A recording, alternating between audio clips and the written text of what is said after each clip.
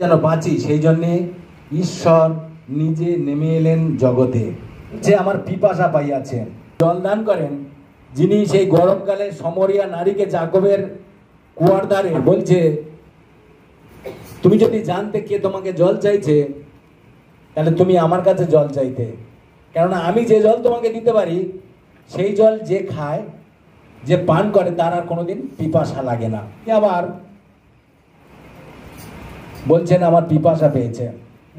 যখন ইসরায়েল সন্তানদের মসি নিয়ে যাচ্ছিলেন আর তখন তারা পিপাসা পেয়েছিল, অনেক কষ্টের মধ্যে দিয়ে যাচ্ছিলেন, আর মসির কাছে বচসা করছিলেন, ঈশ্বরকে বচসা করছিলেন যে আমাদেরকে বার করে নিয়ে এসে আমাদেরকে কষ্টের মধ্যে ফেলেছে পথে। আর মসি তখন ক্রন্দন করেছিলেন, প্রার্থনা করেছিলেন ঈশ্বরের কাছে। আর মসিকে ঈশ্বর বললেন, হরেবে তুমি পর্বতের উপরে দাঁড়াও, আর আমি হরেবে উপরে তোমাদের জন্য আশীর্বাদ করবো, আর তুমি পাবে, আর সেই জল মানুষকে খাওয়াবে। তিনি বলছেন আমার পিপাসা পেয়েছে। আবার দাসী পুত্র আব্রাহামের দুই স্ত্রীর এক পুত্র, আর তার স্ত্রী যখন চলে যাচ্ছিলেন, তাকে বের করে দেওয়া হয়েছিল, তার পুত্রকে নিয়ে যখন চলে যাচ্ছিলেন সে মরুপ্রান্তরে, তখন তাদের জল ছিল না, তারা পিপাসায় মরে যাওয়ার মতো অবস্থা হয়েছিল। আর তখন ঈশ্বরের কাছে কাঁদছিলেন আর প্রার্থনা করেছিলেন। চোখ খোলার বলে দেখছেন একটা কুয়া, সেখানে তার সন্তানদেরকে এবং সে নিজে জল খেয়ে তৃপ্ত হয়েছিলেন। আর সেই ঈশ্বর যখন জল দান করেন, সেই ঈশ্বর বলছেন আমার পিপাসা পেয়েছে। মধ্যে দিকে যখন যে ক্রুশ বহন করে নিয়ে গেছিলেন, তাকে মারধর করা হয়েছিল, তাকে টর্চার করা হয়েছিল, উঁচু নিচু পর্বতের উপরে অনেকবার আঘাত খেয়ে পড়ে গেছিল, তাকে তুলে দেওয়া হয়নি, তার উপরে তাকে মারা হয়েছিল, চাবুক মারা হয়েছিল। তারপরে যখন তাকে ক্রুশের উপরে দেওয়ার আগের মুহূর্তে যখন দেখছেন অনেক নারীরা তার জন্য কাঁদছেন, সেখানে তিনি বললেন, হে জেরুসালেম কন্যাগণ, তোমরা আমার জন্য কাঁদিও না, তোমরা নিজ নিজ সন্তানদের জন্য অশ্রু মোচন করো। ক্রুশে উঠবার আগের মুহূর্তে এই কথা বলছেন তাদের দিকে মুখ ঘুরিয়ে, হে জেরুসালেম কন্যাগণ, তোমরা আমার জন্য কাঁদিও না, তোমরা নিজ নিজ সন্তানদের জন্য অশ্রু মোচন করো। কেননা এরা সরস বৃক্ষের প্রতি যদি এমন করে, তাহলে শুষ্ক বৃক্ষে কি না ঘটিবে। ঈশ্বর আমাদের সরস বৃক্ষ, কেন তিনি বলেছেন আমি প্রকৃত দ্রাক্ষালতা, তোমরা আমার শাখা প্রশাখা। যে ব্যক্তি আমার সাথে জুড়ে থাকে সে প্রচুর পরে বলবন্ত হয়, কেন তিনি আমাদেরকে রস যোগান দেন। সেই গাছ ডালপালাকে রস যোগায়, আমরা তার ডালপালা। বলছে সরস বৃক্ষের যদি প্রতি এরকম করে, তাহলে শুষ্ক বৃক্ষে কি না ঘটিবে পরে। মানে আমি চলে যাওয়ার পরে আমার সন্তানদের উপরে, মানুষদের উপরে কেমন আঘাত আসবে, কেমন সমস্যা আসবে, কেমন টর্চার আসবে, সেই জন্য তিনি আগে থেকে বলছেন। যিশু তাই বললেন,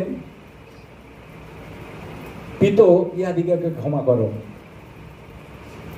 যখন তার দুই পাশে দুইজন দস্যুকে দেওয়া হয়েছিল, আর একজন অনুতাপ করেছিলেন, একজন অহংকার করেছিলেন। সে অনুতাপ করেছিল, পাপকে স্বীকার করেছিল, আর সে অনুতাপে তার পরিত্রাণ পেয়েছিল।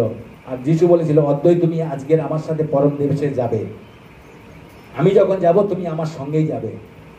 আমরা যতজন পাপী, আর সেই পাপের ক্ষমার জন্য প্রভু জগতে এসেছিলেন, পাপের পরিত্রাণের জন্য প্রভু জগতে এসেছিলেন, আর নিজের জীবনকে সমর্পণ করলেন। যখন নিজের রক্ত বয়ে অনেক পিপাসার মধ্যে ছিলেন, তাকে তিক্ত পানীয় পান করানো হয়েছিল। সে পিপাসার সময় মানুষ যখন জল চায়, তাকে একটু জল না দিয়ে যদি অম্লরস, যদি তিক্ত পানীয় তার গালে দেওয়া হয় কেমন হয়, তাকে কত নির্যাতন করা হয়েছিল। আর সেই নির্যাতনের মধ্যে থেকে তিনি আমাদেরকে প্রেম দেখালেন। পিতো ইহারা কি করিতেছে, ইহারা জানে না। আমি তো কিসের জন্য এসেছি জগতে আমি জানি, শাস্ত্রের বচন যেন পূর্ণ হয়, আমি সেটা সমাপ্ত করতে এসেছি। আমি প্রতিজ্ঞা স্বরূপ সবকিছু সাকসেসফুল করবো, আর লাস্টে বলেছে সমাপ্ত হইল, আমি সবকিছু সমাপ্ত করবো। কিন্তু এরা তো কিছু করে না, এদের বিচারকর্তা আছে। এরা যদি অন্যায় করেছে, এরা যদি অপরাধ করেছে, এই দস্যুরা, তাহলে তাদের বিচারকর্তা আছে। কিন্তু এরা কেন তাকে মিছিমিছি শুধু শুধু বধ করছে?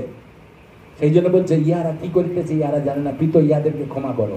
তিনি সেই মুহূর্তে যখন তিনি পিপাসিত এবং কষ্টের মধ্যে যাচ্ছেন, তিনি কিছুক্ষণ পরে তিনি প্রাণ ত্যাগ করতে যাচ্ছেন, তখনই বলছেন, তার ধৈর্য এত ছিল, সেই ধৈর্য আমাদেরকেও শিখায়। সেই তখনই তিনি বলছেন ইহারা কি করিতেছে, ইহারা জানে না। আমরা হয়তো একটু যন্ত্রণা, একটু কষ্ট পেলে, একটু কিছু আঁচড় পেলে, তখন আমরা চিল্লিয়ে উঠি, অনেক কিছু বলে থাকি। কিন্তু তিনি সেই মুহূর্তে যে ধৈর্য দেখেছে সেই ধৈর্য আমাদেরকে শিখায়, সেই প্রেম আমাদেরকেও শিখায়। তিনি সেই শিষ্যদেরকে পা ধুয়ে সেই একই প্রেম দেখিয়েছিলেন, তোমরা পরস্পরকে এইভাবে প্রেম করো। তিনি প্রেম দেখালেন আর দায়িত্ব পালন করলেন। তার যিশুর মাকে মরিয়মকে সেই আপন শিষ্য, প্রিয় শিষ্যর হাতে তুলে দিয়ে বললেন, ওই দেখো তোমার পুত্র। আর তাকে তার দায়িত্ব পালন করলেন এবং মায়ের যেন কোনো অসুবিধা না হয় তার জন্য একজন ভালো পুত্রের কাছে দিয়ে গেলেন। আর যখন বললেন সমাপ্ত হয়েছে, আর সেই মুহূর্তে তিনি অনেক যাতনার মধ্যে থেকে, যখন শয়তানের সাথে তার প্রতিদ্বন্দ্বী চলছিল, অন্ধকারের সাথে যে যদি লড়াই চলছিল, আর সেই মুহূর্তে তিনি অনেক কষ্ট পাচ্ছিলেন, আর তিনি বললেন সবকিছু সমাপ্ত হয়েছে। কারণ তিনি শেষ করলেন তার সেই কাজকে, শেষ করলেন। কোন কাজকে? পাপকে তুলে নেওয়ার কাজকে। তখন বলছিলেন যে পিপাসা পেয়েছে। কিসের পিপাসা?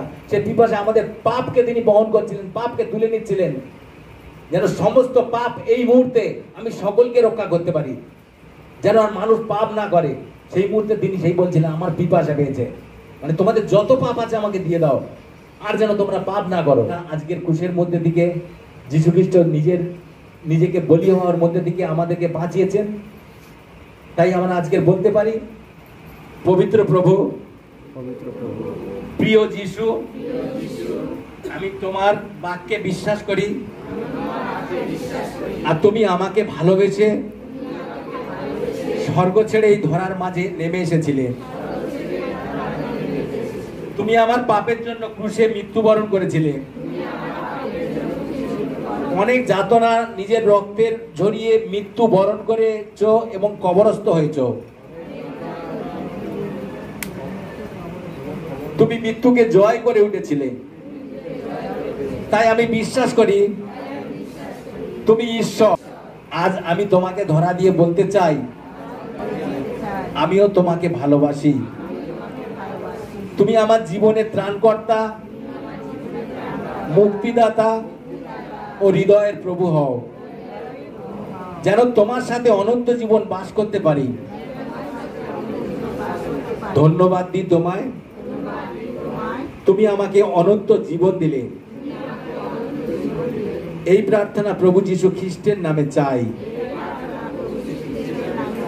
আমেন। আজকের এই প্রার্থনা আমরা যেটা শিখেছি সেটা আমরা সর্বদা করতে পারি।